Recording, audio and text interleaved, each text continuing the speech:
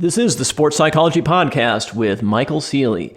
Today, July 2nd, 2022, talking about the mental aspects of the Tour de France. Today's stage 2, 202 kilometers from Roskilde to Nyborg in Denmark. And today's stage was relatively flat. It was won by Fabio Jakobsen in a sprint. And today I want to talk about two aspects of racing, psychological aspects. The first one is how to deal with mentally, how to prepare yourself for a difficult or dangerous race course. Second thing I want to talk about is the sprinter's mindset, the mentality of a sprinter. Both came into play today. So first of all, having a difficult or dangerous race course. In my opinion, this edition of this bridge today, which was 18 kilometers long, it's the third longest bridge in the world. It's infamous for having really strong side winds, crosswinds, and the predictions for today was a lot of crashes and carnage, a lot of drama. I think, things like this could be left out of the Tour. That's just my opinion.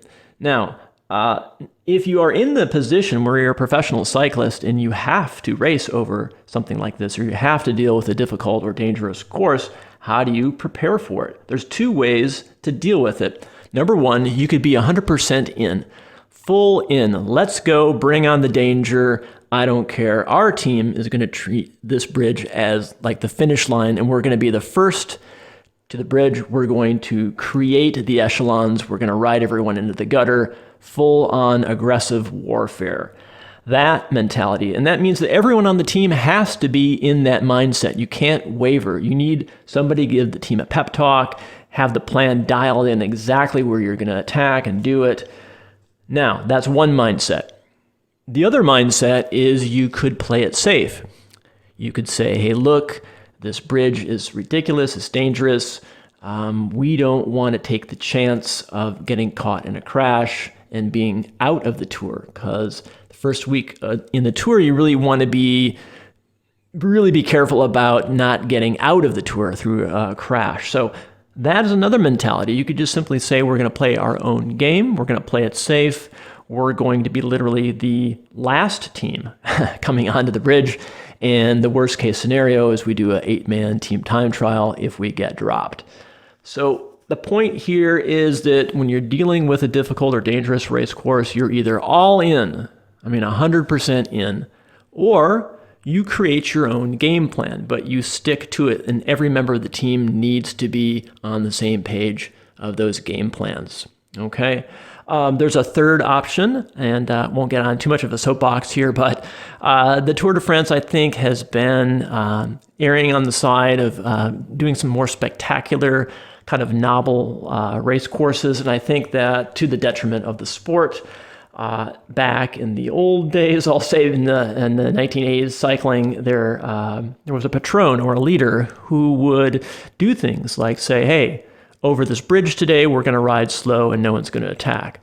Those kinds of things would happen. That doesn't really happen today. That's just another option, another mentality. But generally speaking, it's either you're all in or you have a more conservative game plan for dangerous courses. Okay.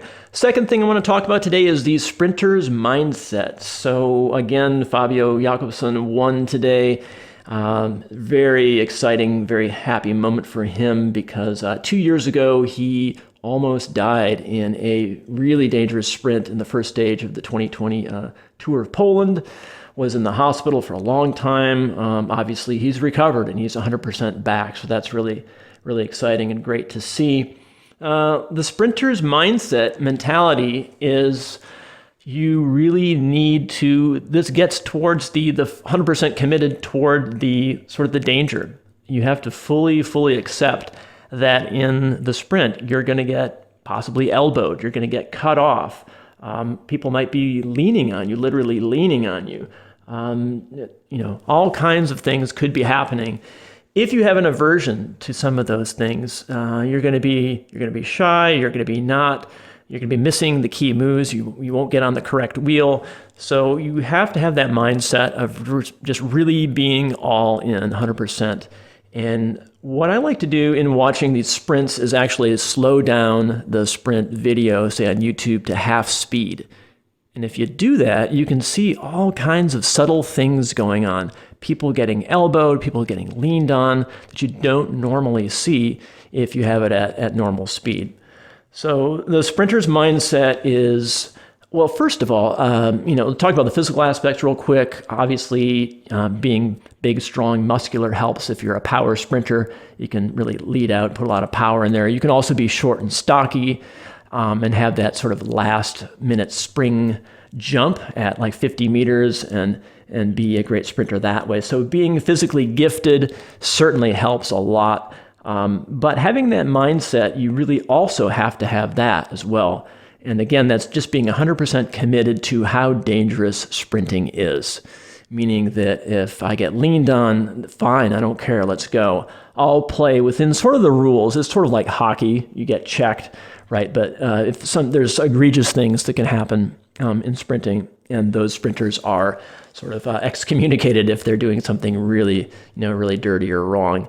But generally, that is the mindset you have to have, is just accepting the danger. Also having a good intuitive sense of when to launch your sprint. That is something that comes with experience. It comes, I think, maybe even just with having a sense of intuition as like sort of a gift that you have. You watch some of the best sprinters and you see they just launch at the perfect time, and it's not too early and it's not too late. So that is today's analysis. Again, how to deal with difficult or dangerous race courses mentally and the sprinter's mindset. So thanks for listening.